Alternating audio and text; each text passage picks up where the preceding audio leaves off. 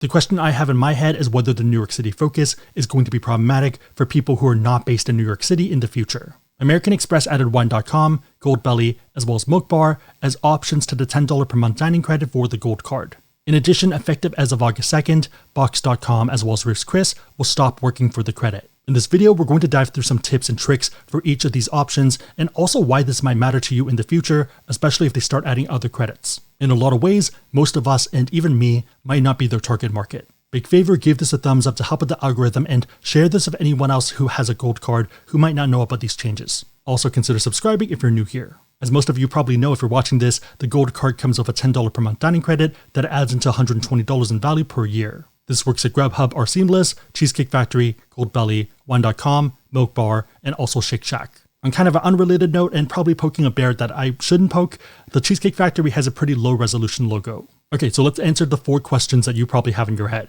Number 1, can you save these up or do you have to use them? So one thing I hate, and I think a lot of you hate as well, is that if you do not use it by the end of the month, then it's gone. So it's use it or lose it. Number 2, do authorized users also get their own credit if they are an authorized user on the gold card? No, they're going to be sharing the same credit from the main user. Number 3, can you buy gift cards? The statement credits generally don't work if it's gift cards or other merchandise, and this is also in the terms. Your mileage may vary if it codes differently, especially for some in-person places. Online generally doesn't work because it's not going to be the same backend. So for example, for Grubhub, it's not actually processed by Grubhub, it's processed by CashStar. So even though it's on the Grubhub site, it's not processed the same way, so it's definitely not going to trigger the credit. Number 4, does the authorized user gold card from the platinum end up getting this credit? No, it does not, because that card is pretty much functionally different. You can consider that card a silver or a bronze card instead of a gold. In case you're wondering, the reason the credits matter quite a bit is because it helps a lot of people justify the cards if they are not crazy high spenders. So by itself, the gold card has an annual fee of $250,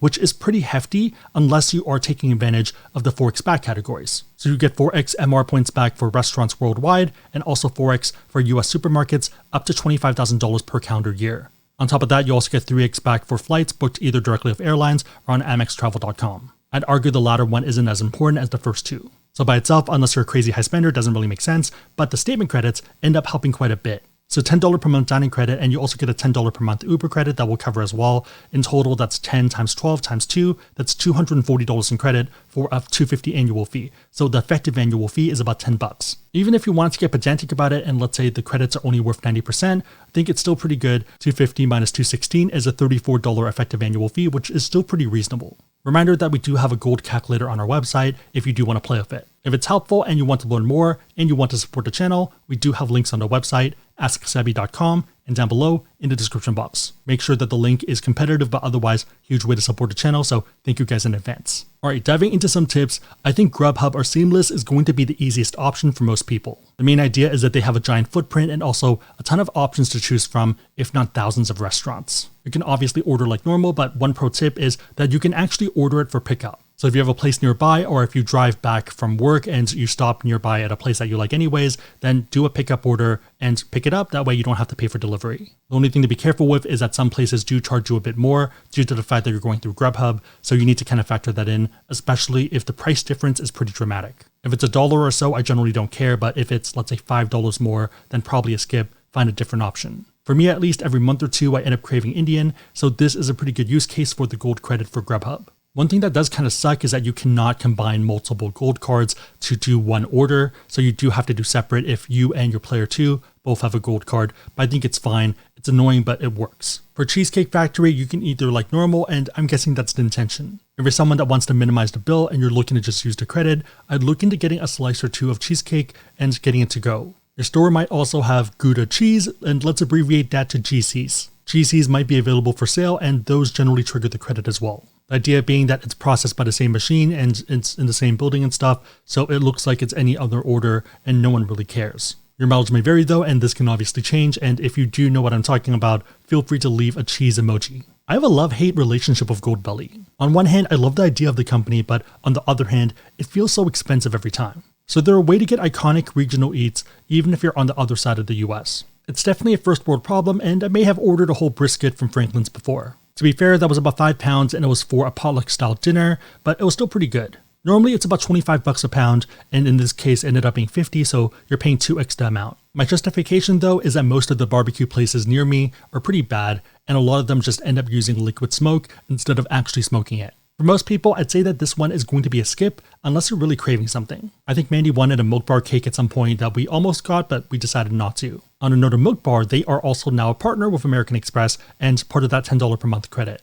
Milk Bar is known for its cake, cookies, and pie. In fact, the latter of which was called a crack pie for a bit before they decided to change the name. Locations are a bit limited, so New York, LA, Washington, DC, Boston, Vegas, as well as Toronto. Flagship is in New York City, and unsurprisingly, a lot of the focus for American Express is New York City, but we'll touch on that towards the middle. We are heading to Vegas in a few days, so we'll try this out there and see how it goes. Wine.com is a pretty funny one because a lot of people will tell you that you shouldn't buy wine from them. Instead, things like hard liquor, so whiskey, would be a better option. The main idea is that you can stack on a lot of discounts through different methods that it makes it pretty good. So the retail price for a place like this versus Bevmo is going to be the same, but once you factor in the discounts, it works out pretty well. Number one, usually there are coupons floating around. Number two, American Express offers. This is a pretty popular one and you'll oftentimes see it on there. Number three is going to be Rakuten. So Rakuten is a cashback portal where you can get points or cashback by going through their portal. Your mileage may vary, but coupons and Rakuten generally don't play together, so it's kind of one or the other. Also, a reminder that American Express is partnered with Rakuten, so instead of earning cashback instead of 2.5%,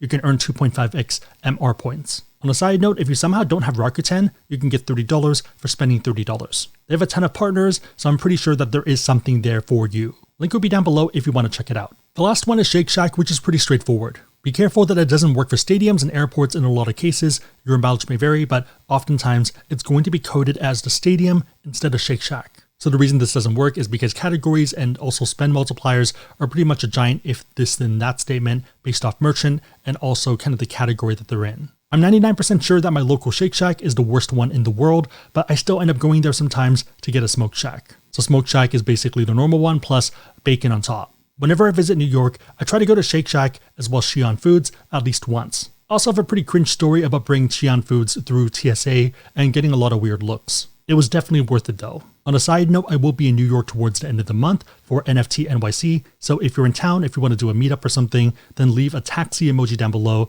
and we'll see what it looks like. On a similar note, the Gold Card also has a $10 per month Uber credit that works for Uber Proper or Uber Eats. If you're someone that doesn't do rideshare, then I would just use it for Uber Eats and do pickup, that way you're saving on delivery. Similar to Grubhub, I'd look at the prices to make sure that it's not too inflated or that it's maybe the same. Okay, so why do I think Ruth's Chris and Boxed are leaving Amex? My guess is that both are not really doing too great financially, and this is a pretty good excuse to turn off a marketing channel. My prediction for a pretty long time is that American Express was actually either getting these credits for free or they are maybe paying pennies on the dollar. The idea being that they're going to a business and saying, hey, do you want access to our whole network of cardholders? And if you give us this $10 per month credit, then it's pretty cheap for you. The problem being that you are taking a financial hit to do this. So it's kind of the Groupon problem where you might have a promotion, but are these people staying around? I do find it interesting that the new partners are very New York centric. It does bring up the question of whether the New York City focus is going to be problematic, especially for non-New Yorkers. I could be alone in this, but whenever I think of Shake Shack, Milk Bar, and even Seamless, I instantly think of New York. I guess you can't be too surprised given that New York is the center of finance and American Express is a financial firm. It's funny because if you look at search data, this also confirms that. So searching for the term American Express, New York is at 100 points of interest. 2 to 5 are going to be Jersey, Hawaii, DC, as well as Florida, and I feel like 2 to 5 are pretty far away from 100. In case you're curious, California is number 6. Texas is down at number 16 at 38 interest. Even if you change the term from Amex to American Express, it's pretty much the same. New York is at 100% with Jersey second, and then Florida, Georgia, and Connecticut. Not very scientific, but I feel like whenever I visit New York, I end up getting recognized there more than pretty much anywhere else. Probably also a function of more people being visible in the city. I would argue that their New York City focus is pretty prevalent in their other cards as well. So if you factor in the big 3 American Express cards, the gold, the green, as well as the platinum, none of them are really focused on normal people. So for example, gas is a pretty big problem for a lot of people, but you don't see it in those cards. Instead, you'd either need to look at the Blue Cash Preferred or the Gold Business in order to even get a category for gas. Those cards obviously exist, but I feel like they're not being marketed as much. They don't get as much airtime. Even looking specifically at the green card, I feel like that's tailor-made to city people. 3x for restaurants, transit, and travel, including airfare, hotels, cruises, and pretty much everything else. I do feel like they try to balance the credits, but there's definitely some people that get screwed. So the Equinox credit on the platinum is a pretty prime example of this. Depending on where you live, even if you wanted to use it and sign up, you might not be able to. For example, in Texas, there's only 5 Equinoxes. Equinoxes or Equini? You have one in Austin, Plano, as well as Houston, and then 2 in Dallas. For the Bay Area, and this is not the whole of California, so not including Los Angeles, just the Bay Area, there's already 10. Of the 10, 6 are in the city and 4 are in kind of neighboring ones. Maybe not a fair comparison, but I feel like there are a lot more people in Texas than there are in the Bay Area. In Atlanta and the rest of Georgia, there are 0 Equinoxes. Same thing for Denver and the whole state of Colorado.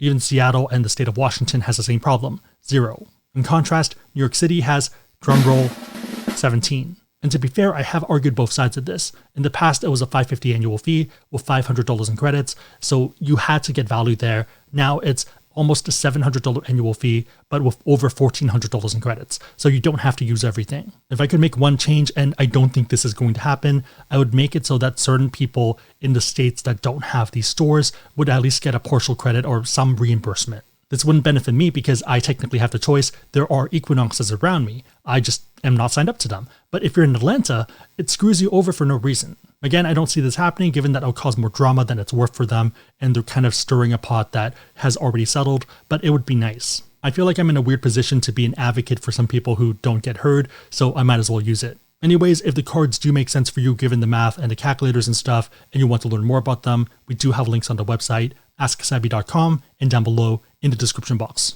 If you made it to this point in the video, then leave a hamburger emoji down below, and I'll try to heart the comment and also respond to it. I also kind of weirdly want Shake Shack right now. My question for you is, how do you normally use the credit? And also, what other credits would you want them to add in the future if they were looking to do that? Let me know, and hopefully them know down below in the comments. Also, what are your thoughts on the partial refund idea? I feel like it is something that makes sense. I feel like they could just look at the address and maybe even do a 6-month look back to make sure that you're not trying to cheat it. Anyways, Mandy's waving me off. Big favor, thumbs up, share if anyone else who might benefit.